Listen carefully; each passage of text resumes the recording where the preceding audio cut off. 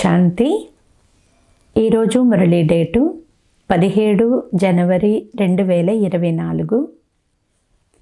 బాబా చెప్తున్నారు, మధురమైన పిల్లలారా, బాబాను ప్రీతిగా స్మృతి చేస్తూ ఉండండి, సదా శ్రీమతమును అనుసరిస్తూ ఉండండి, చదువుపైన పూర్తి గమనము పెట్టండి.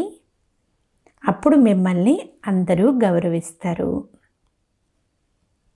ఈరోజు మురళీలోని ప్రశ్న, అతీంద్రియ సుఖము ఏ పిల్లలకు అనుభవం అవుతుంది?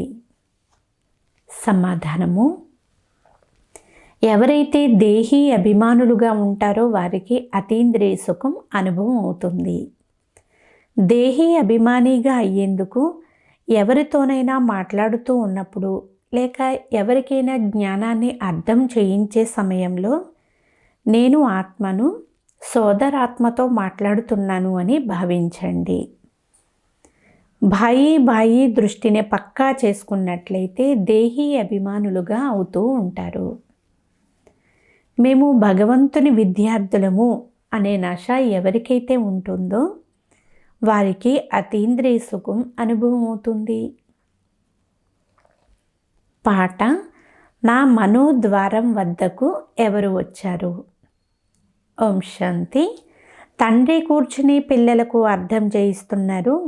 తండ్రి తన పిల్లలకు అర్థం చేయిస్తున్నారని ఏ ఇతర సంస్థల్లో కూడా చెప్పరు. పిల్లలందరికీ తండ్రి ఒక్కరేనని ఇప్పుడు మీరు అర్థం చేసుకున్నారు కదా. అందరూ సోదరులమే. ఆ తండ్రి నుండి పిల్లలకు తప్పకుండా వారసత్వం లభిస్తుంది. ఇది సంగమ యుగము. ఈ సంగమ యుగంలోనే ముక్తి, జీవన్ముక్తులు లభిస్తాయి అని మీరు సృష్టి చక్ర చిత్రమును చూపి బాగా అర్థం చేయించవచ్చు. పిల్లలైన మీరు జీవన్ముక్తికి వెళ్తారు. మిగిలిన వారందరూ ముక్తిధామానికి వెళ్తారు. సద్గతి దాత, ముక్తిదాత, మార్గదర్శకుడు అని వారినే అంటారు. రావణ రాజ్యంలో అయితే లెక్కలేనంతమంది మనుషులు ఉన్నారు.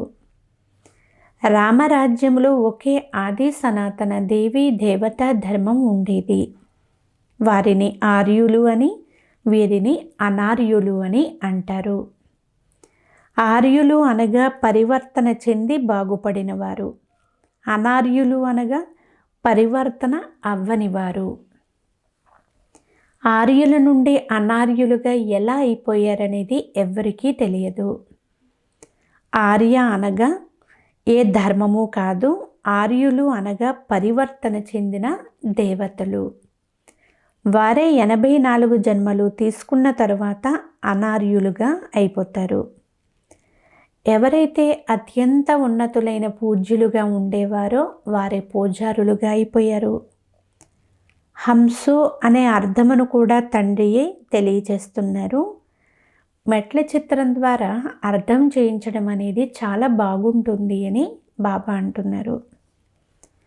ఆత్మయే పరమాత్మ, పరమాత్మయే ఆత్మ అని అనడం ఇది చాలా పెద్ద తప్పు. ఇది చాలా పెద్ద నాటకము. మనమే పూజ్యులుగా ఉండి పూజారులుగా అయ్యామనేది మీకు తెలుసు. అనగా మనమే దేవతలుగా ఉండేవాళ్ళము. దేవతల నుండి క్షత్రియులుగా అవుతాము. మెట్లు తప్పకుండా దిగుతాము కదా. ఇది కూడా ఒక లెక్క. 84 జన్మలు ఎవరు తీసుకుంటారు? మీకు మీ జన్మల గురించి తెలియదు అని, నేనే మీకు జన్మల రహస్యం తెలియచేస్తాను అని బాబా అంటున్నారు. ఇది చక్రము. ఇందులో మనమే దేవతలు, క్షత్రియులు మొదలైన వారిగా అవుతాము. 21 జన్మలు అనే మాట చాలా ప్రసిద్ధి చెందింది. మనుషులకు ఈ విషయాల గురించి తెలియదు. ఎందుకంటే చాలా తమో ప్రధానంగా ఉన్నారు.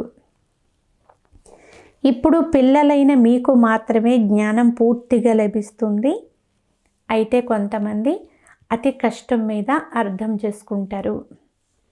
అందుకే కోట్ల మందిలో ఏ ఒక్కరు వచ్చి ఈ జ్ఞానం తీసుకుని దేవతా ధర్మం వారిగా అవుతారు అని మీరు చెప్తారు. ఇందులో ఆశ్చర్యపడే అవసరం కూడా లేదు. సృష్టి చక్రం యొక్క చిత్రమును చూపించి అర్థం చేయించడం చాలా సులభం అవుతుంది. ఇది సత్యయుగము, ఇది కలియుగము, ఇలా వర్ణన చేసి చెప్పండి. ఎందుకంటే సత్యయుగంలో చాలా కొద్ది మంది మాత్రమే ఉంటారు. వృక్షము చిన్నదిగా ఉంటుంది, ఆ తరువాత వృద్ధి చెందుతుంది. ఈ వృక్షం గురించి ఎవ్వరికీ తెలియదు.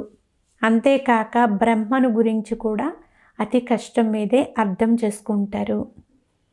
బ్రహ్మ ముఖ వంశావళి బ్రాహ్మణులు తప్పకుండా కావాలి కదా అని చెప్పండి. ఈ బ్రాహ్మణులు దత్తు తీసుకోబడిన పిల్లలు. ఆ బ్రాహ్మణులు గర్భజనితులు, అంటే కుక వంశావళి. మీరు ముఖ వంశావళి బ్రాహ్మణులు. ఇది పరాయి రావణ రాజ్యము. తండ్రి వచ్చి ఇప్పుడు రామరాజ్యమును స్థాపన చేయాల్సి ఉంటుంది. కావున వారు ఎవరి శరీరంలోనూ ప్రవేశం చేస్తారు కదా. ఈ వృక్షము చిత్రము చూడండి. ఈ బ్రహ్మ చిట్ట చివరిలో నిలబడి ఉన్నారు. వృక్షము శిథిలావస్థలో ఉంది. తండ్రి చెప్తున్నారు, నేను అనేక జన్మల అంతిమ జన్మలో ప్రవేశం చేస్తాను. ఇది ఇతని అంతిమ 84వ జన్మ. వృక్షము క్రింది భాగంలో తపస్సు చేస్తున్నారు. మనము ఇతన్ని భగవంతుడు అని అనము. ప్రపంచంలోని వారు భగవంతుణ్ణి సర్వవ్యాపిగా చేసి రాయి రప్పల్లో ఉన్నారు అని అనేశారు. అందుకే స్వయం వారు కూడా పూర్తిగా రాతి బుద్ధి కలవారిగా తయారైపోయారు.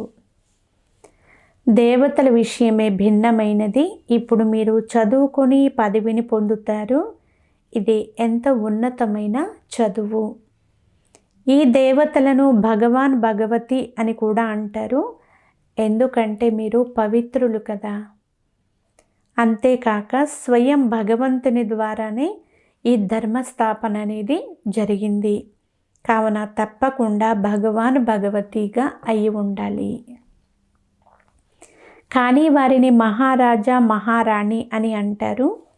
ఇకపోతే శ్రీ లక్ష్మీ నారాయణలను భగవాన్ భగవతి అని అనడము ఒక అంధవిశ్వాసము. ఎందుకంటే భగవంతుడు ఒక్కరే కదా. మీరు శివశంకరులు ఇద్దరిని కూడా వేరు వేరు చేసి తెలియచేస్తారు. ఇది విని వీరు దేవతలను కూడా ఎత్తేస్తారు అని, దేవతలకు గౌరవాన్ని ఉంచరు అని అంటారు. మీ బుద్ధిలో పూర్తి చక్రం అంతా ఉంది. అయితే మహారథులైన వారు మాత్రమే దీనిని చాలా బాగా అర్థం చేయించగలుగుతారు. చాలామంది భలే వింటారు, కానీ వారి బుద్ధిలో నిలవదు. అటువంటి వారు ఏ పదవిని పొందుతారు? అతి తక్కువ విలువ గల దాసదాసీలుగా అవుతారు. పోను పోను మీకు సాక్షాత్కారాలు అవుతాయి. అయితే ఆ సమయంలో ఏమీ చెయ్యలేరు. సమయం పూర్తి అయిపోయిన తర్వాత ఇంకేం చేయగలుగుతారు? కావున బాబా అప్రమత్తం చేస్తూ ఉంటారు. అయితే అందరూ పైకి ఎక్కిపోవడం అనగా అందరూ గొప్ప పదవిని పొందడం అనేది ఇది జరిగే పని కాదు కదా. బుద్ధురూపి పాత్ర శుద్ధముగా లేదు. బుద్ధిలో అయితే చాలా చెత్త చెదారము నిండిపోయి ఉంది. ఇందులో పురుషార్థం చాలా బాగుండాలి. చిత్రాలను చూపి అర్థం చేయించాలి అంటే చాలా మంచి అభ్యాసం ఉండాలి. లేదు అంటే చివరిలో చాలా పశ్చాత్తాపం చెందవలసి ఉంటుంది. ఇప్పుడు ఇక్కడ ఆత్మకు భోజనం లభిస్తూ ఉంది. ఇవన్నీ అందరికీ అర్థం చేయించవలసిన విషయాలు. ఇందులో భయపడే విషయం ఏదీ లేదు. పెద్ద పెద్ద నగరాలలో స్థానాలలో ప్రదర్శనీలు మ్యూజియంలు ఉంటే పేరు ప్రసిద్ధి చెందుతుంది. అందరి వద్ద వారి అభిప్రాయాలు లిఖితపూర్వకంగా వ్రాయించి వాటిని కూడా అచ్చు వేయించాలి అని బాబా అంటున్నారు. పిల్లలు చాలా సేవ చేయాలి. ఎవరికైనా జ్ఞానం అర్థం చేయించేటప్పుడు వీరు అసలు అర్థం చేసుకునేవారా కాదా అని పరిశీలన కూడా చేయాలి కదా. చిత్రం చూపించి ఇది నూతన ప్రపంచము, ఇది పాత ప్రపంచము అని అర్థం చేయించాలి. ఈ విషయాన్ని ఎవరైనా అర్థం చేసుకోగలరు. కేవలం సమయాన్ని చాలా ఎక్కువ చేసేసారు. అందువలన మనుషులు భ్రమలో పడి ఉన్నారు. మొట్టమొదట తండ్రి పరిచయం ఇవ్వాలి. ఎవరైతే దేహీ అభిమానులుగా ఉంటారో వారికి మాత్రమే అతీంద్రియ సుఖం అనేది ఉంటుంది. కేవలం ఉపన్యాసం వలన పని జరగదు.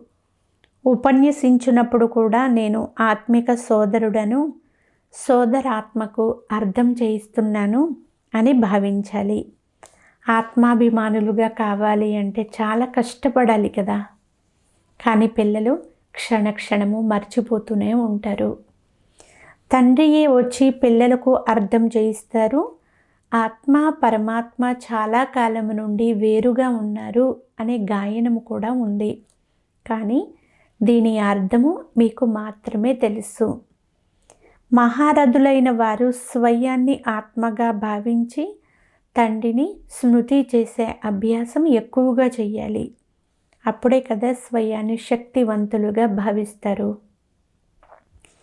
ఎవరైతే స్వయాన్ని ఆత్మ అని భావించరో వారు ఇంకా ఏమి ధారణ చేయగలుగుతారు? స్మృతి ద్వారానే మీలో శక్తి నిండుతుంది. జ్ఞానాన్ని శక్తి అని అనరు. యోగ శక్తి లేక యోగ బలము అని అంటారు. ఈ యోగ బలం ద్వారానే మీరు విశ్వానికి అధిపతులుగా అవుతారు. ఇప్పుడు మీరు చాలామందిని మీ సమానంగా తయారు చేయాలి. ఎంతవరకు మీ సమానంగా తయారు చెయ్యరో అంతవరకు వినాశనం జరగదు. పెద్ద యుద్ధం మొదలైనా అది నిలిచిపోతూ ఉంటుంది. ఇప్పుడు చాలామంది వద్ద బాంబులు ఉన్నాయి. ఈ బాంబులు అలాగే ఉంచుకునే వస్తువులు కాదు. పాత ప్రపంచ వినాశనము మరియు ఒకే ఒక్క ఆది సనాతన దేవి దేవతా ధర్మం యొక్క స్థాపన జరిగే తీరాలి. కొంత సమయం తరువాత అందరూ ఇది అదే మహాభారత యుద్ధము అనేది అప్పుడు తెలుసుకుంటారు. భగవంతుడు కూడా ఉన్నారు. మీ వద్దకు ఎప్పుడైతే చాలామంది వస్తారో అప్పుడు అందరూ అంగీకరించడం మొదలు పెడతారు. ఈ సంస్థ చాలా వృద్ధి చెందుతూ ఉంది అని, ఇందులో చాలా శక్తి కూడా ఉంది అని అప్పుడు ఒప్పుకుంటారు. మీరు స్మృతిలో ఎంత ఎక్కువగా ఉంటారో అంత ఎక్కువగా మీలో శక్తి నిండుతూ ఉంటుంది. తండ్రి స్మృతి ద్వారా మాత్రమే మీరు ఇతరులకు ప్రకాశాన్ని ఇస్తారు. ఈ దాదా అంటే బ్రహ్మ కూడా ఈ పిల్లలు నాకంటే చాలా బాగా సర్వీసు చేస్తారు అని అంటారు. ఇప్పుడు ఇంకా కొంత సమయం ఉంది. యోగములో యథార్థ రీతిగా ఎవ్వరూ ఉండడం లేదు అని బాబా అంటున్నారు. యోగములో తక్కువగా ఉన్నాము, అందుచేతనే ఖచ్చితంగా బాణం తగలడం లేదు అని మీరు స్వయం కూడా ఇలా ఫీల్ చేస్తారు కదా. భగవంతుడు కుమారీలలో జ్ఞాన బాణాలు నింపుతారు. మీరు ప్రజాపిత బ్రహ్మ కుమారులు కుమారీలు. ఇతడు బ్రహ్మ, మీరు దత్తత తీసుకోబడిన పిల్లలు. సృష్టికర్త ఒకే ఒక్కరు. మిగిలిన వారందరూ చదువుకుంటున్నారు. వారిలో ఈ బ్రహ్మ కూడా వస్తారు. కావున ఈ బ్రహ్మ రచన అయ్యారు కదా. మీరు దేవతలుగా అయ్యేవారు దైవీ గుణాలను ధారణ చేస్తున్నారు. అక్కడక్కడ రెండు చక్రాలు అంటే దంపతులు ఇద్దరు జ్ఞానంలో నడవలేరు. ఇసుకలో నిలబడినట్లు ఉంటారు. బాబా అయితే పేర్లైతే చెప్పరు. అయితే బాబా సత్యమే చెప్తున్నారు అని భావించాలి. పిల్లలు కూడా ఎవరికైతే పరస్పరము ఒకరితో ఒకరికి పని ఉంటుందో వారు ఒకరు స్వభావాన్ని మరొకరు తెలుసుకోగలుగుతారు. మనమే తలమానికంగా శిరో కిరీటంగా ఉండేవారము అని ఇప్పుడు మళ్ళీ అలా అవుతాము అని భావిస్తారు. మీరు ఎవరికైనా ఈ జ్ఞానం అర్థం చేయిస్తే మొదట వారు అంగీకరించడానికి తయారుగా ఉండరు. తరువాత నెమ్మదిగా అర్థం చేసుకుంటారు. దీనికి చాలా బుద్ధి కావాలి. ఆత్మలో బుద్ధి ఉంది. ఆత్మ సత్ చిత్ ఆనంద స్వరూపము. ఇప్పుడు పిల్లలైన మిమ్మల్ని బాబా దేహీ అభిమానులుగా తయారు చేస్తారు. ఎంతవరకు తండ్రి రారో అంతవరకు దేహీ అభిమానులుగా అవ్వలేరు.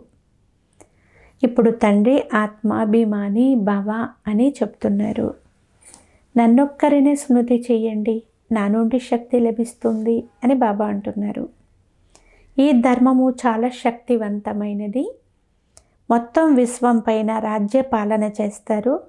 ఇది ఏమైనా తక్కువ విషయమా? తండ్రితో యోగం జోడించడం ద్వారా మీకు శక్తి లభిస్తుంది. ఇది కొత్త విషయము. దీనిని మంచి రీతిగా అర్థం చేయించాల్సి ఉంటుంది. ఆత్మల అనంతమైన తండ్రి వారే నూతన ప్రపంచ రచయిత. కావున శివుడు వచ్చి ఏమి చేస్తారో, వారి కర్తవ్యం ఏమిటో అందరికీ అర్థం చేయించండి. కృష్ణ జయంతి, శివ జయంతి రెండిటిని ఆచరిస్తారు. ఇప్పుడు వీరిరువురిలో పెద్దవారు ఎవరు? అత్యంత ఉన్నతమైన వారు నిరాకారుడు. ఆయన ఏమి చేశారనే శివ జయంతిని ఆచరించడం జరుగుతుంది. కృష్ణుడు ఏమి చేశాడు? పరంపిత పరమాత్మ సాధారణ వృద్ధ శరీరంలో వచ్చి స్థాపన చేస్తారు అని వ్రాయబడి ఉంది. అనేక రకాలైన మత మంత్రాలు అంటే అభిప్రాయాలు ఉన్నాయి. శ్రీమతం అయితే ఒక్కటే, దాని ద్వారానే మీరు శ్రేష్టముగా తయారవుతారు. మానవ మతం ద్వారా శ్రేష్టముగా ఎలా అవుతారు? ఈ ఈశ్వరీయ మతం అయితే మీకు కేవలం ఈ సంగమ యుగంలోనే లభిస్తుంది. దేవతలైతే వారి మతమును ఇవ్వరు, మనుషుల నుండి దేవతలుగా అవుతారు. అంతే, అంతటితో సమాప్తం. అక్కడ గురువులు మొదలైన వారిని కూడా ఆశ్రయించరు. ఎక్కడైతే మనుషులు గురువు నుండి సలహాలను తీసుకుంటూ ఉంటారు. కావున మేము రాజయోగులము అనేది వారికి చాలా యుక్తిగా అర్థం చేయించాలి. హఠయోగులు ఎప్పుడూ రాజయోగాన్ని నేర్పించలేరు. వారు నివృత్తి మార్గానికి చెందినవారు. తీర్థయాత్రలకు ప్రవృత్తి మార్గం వారే వెళ్ళవలసి ఉంటుంది. పిల్లలైన మీరు అసలు ఏ విషయంలో కూడా భ్రమపడకూడదు, సంశయంలోకి కూడా రాకూడదు. ఇదంతా కూడా తయారైన డ్రామా కదా. ఇది అనేక మార్లు పునరావృతమవుతూ ఉంటుంది. మీరు ఇప్పుడు చేసే సర్వీసు కూడా కల్పం క్రితం వలె జరుగుతుంది. డ్రామాయే మీతో పురుషార్థం చేయిస్తుంది. అది కూడా మీరు కల్పం క్రితం వలె చేస్తారు. పురుషార్థం చేసే వారి నడవడిక ద్వారా మీకు అర్థమైపోతుంది. అప్పుడే ప్రదర్శనలో వచ్చు గ్రూపును చూసి వారికి తగినటువంటి గైడెన్స్ ఇవ్వడం జరుగుతుంది. తద్వారా మంచి రీతిలో అర్థం చేయించగలరు. చదివించే తండ్రికి పురుషార్థం ఎవరు మంచి రీతిగా చేస్తున్నారు అనేది తెలుస్తుంది.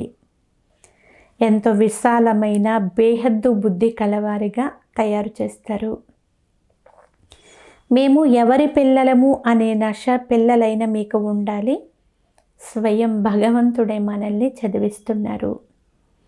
ఎవరైనా చదువుకుంటే పారిపోతారు, వీరు నా పిల్లలు కారు అని అప్పుడు బాబా కూడా అర్థం చేసుకుంటారు.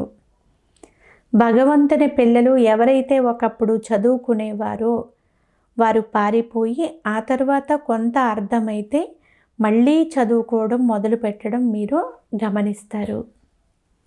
మళ్ళీ యోగములో బాగా ఉన్నట్లయితే ఉన్నతమైన పదవిని పొందుతారు. ఇటువంటి పాఠశాలను వదిలిపెట్టి మేము చాలా సమయం వృధా చేశాము అనేది వాళ్ళకు అర్థమవుతుంది. ఇప్పుడు తండ్రి నుండి తప్పకుండా మేము వారసత్వం తీసుకుంటాము అని భావిస్తారు. తండ్రిని స్మృతి చేస్తూ చేస్తూ లేక బాబా బాబా అంటూ రోమాంచితం అయిపోవాలి.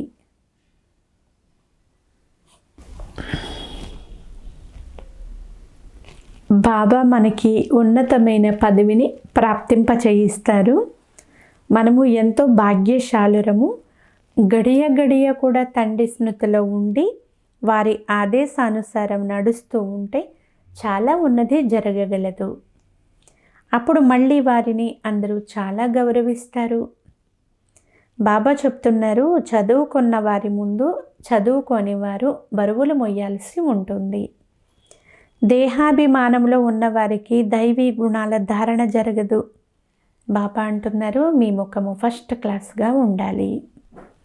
ఎవరినైతే భగవంతుడు చదివిస్తున్నారో వారిని అతీంద్రియ సుఖం గురించి అడగమని అంటారు. చదువు పైన చాలా అటెన్షన్ పెట్టాలి. శ్రీమతాన్ని అనుసరించాలి. మీ యోగశక్తి ద్వారా విశ్వమంతా కూడా పవిత్రముగా అయిపోతుంది. మీరు యోగము ద్వారా విశ్వాన్ని పవిత్రముగా చేస్తారు. ఇది అద్భుతం కదా. గోవర్ధన పర్వతాన్ని వ్రేలితో ఎత్తాలి. ఈ చీచీ పాడైపోయిన ప్రపంచాన్ని ఎవరు పవిత్రముగా చేశారో వారి గుర్తే గోవర్ధన పర్వతాన్ని ఎత్తడము. మధురాతి మధురమైన అపురూపమైన పిల్లలకు మాతాపిత బాప్దాదాల ప్రియ స్మృతులు మరియు గుడ్ మార్నింగ్. ఆత్మిక పిల్లలకు ఆత్మిక తండ్రి నమస్తే. ఆత్మీయ తండ్రికి ఆత్మీయ పిల్లల యొక్క ప్రియ స్మృతులు, గుడ్ మార్నింగ్ మరియు నమస్తే నమస్తే నమస్తే. ధారణ కొరకు ముఖ్య సారము. ఫస్ట్ పాయింట్, సత్యమైన జ్ఞానాన్ని బుద్ధిలో ధారణ చెయ్యాలి అంటే బుద్ధి రూపీ పాత్ర శుద్ధంగా స్వచ్ఛముగా తయారు చేసుకోవాలి. వ్యర్థమైన మాటల నుండి బుద్ధిని తొలగించి వేయాలి. సెకండ్ పాయింట్, దైవీ గుణాల ధారణ చదువులపైన పూర్తిగా గమనము పెట్టి అతీంద్రియ సుఖాన్ని అనుభవం చెయ్యాలి.